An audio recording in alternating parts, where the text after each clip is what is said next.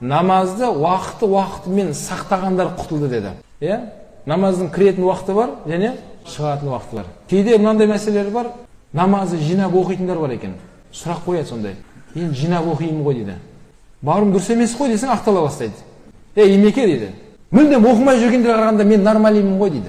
Өзі сұрақ қойып жатыр. Сұрақ қойып өзін қанағаттан жауап ала алмағаннан кейін дауласқысы келеді. Не дейді? Абай атамыз соны айтқан. Ана өздерінен төмен біреу тауып аласыңдар дейді, сонымен өздерін салыстыра бересің дейді. Жұмаға келетін жұмабайларымыз бар. Аман болыңыздар. Солар мүлдем жұмаға келмейтіндермен тауып алған, сонымен өздерін салыстырады. Емеке, ана жұмаға келмейтін пәленше деген бар дейді.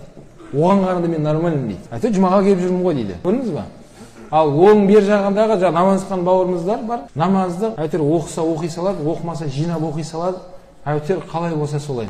Бауырлар одан Алла сақтасын. Бәлкім басқа Құранның басқа аятында Маун сүресінде келген «Уайлул лил мусаллин аллазина хум ли салатихим валил мусаллин аллазина хум фи салатихим сахун» дейді. Сондай намазхандарға уайлы болсын дейді Алла Тағала Маун сүресінде. Уайл деген бұл тозақтың шұңқыры от шығып тұратын. Қандай адамдарға десе, намазхан десе, сол намазхандарын нен құрайдық әйтеуір оқитын адамдарға тозақтың оты болсын деді.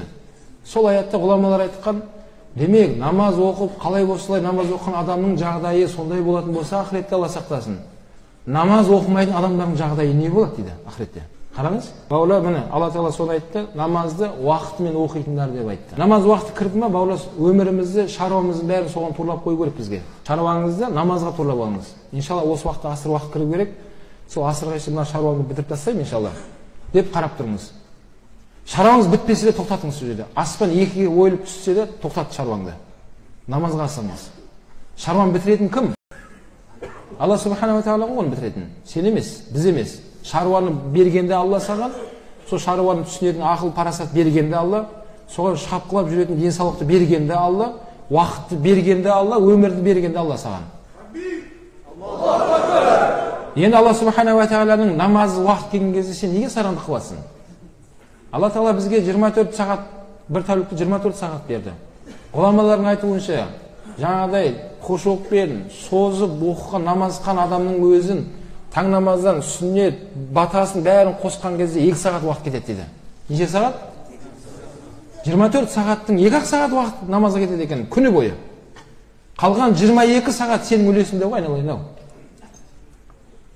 Сол 2 сағат намазыңыздың уақытымен Алла Тағала қалған 22 сағатын Алла берекет беріп қояды. Өте берекелді, мән мағыналы өмірің өте бастайды сенің иншалла. Бауырлар, міне осы аятқа амал істейік. Намазы уақыты кірді ме, біз соған асығуымыз керек иншалла. Сол кезде сен шынайы құлшылық қылып жатқан қауымға кіресің иншалла. Сахабалардың өмірбаян кітабында қарасақ, сахабалар оларда өмір тіршілігімен айналысты ғой. Диқанмен, егінмен айналысқандар болды, мал шаруашылығымен айналысқандар болды, саудамен айналысқандары болды. Сол қандай кәсіппен айналысқан сахабалар болса да, мысалы кетпенмен жер шауып жатқан сахабалар Аллаху акбар деген азанды естіп қалған кезде кетпені көтеріліп тұрған болса жоғарыда, соңғы ударды ұра салайын деп ұрмайды екен, кетпені арқаға тастайды екен солар. Кітапта болса келген. Болды, кетпенді азанды естіткеннен кейін жерге ұрмайды екен.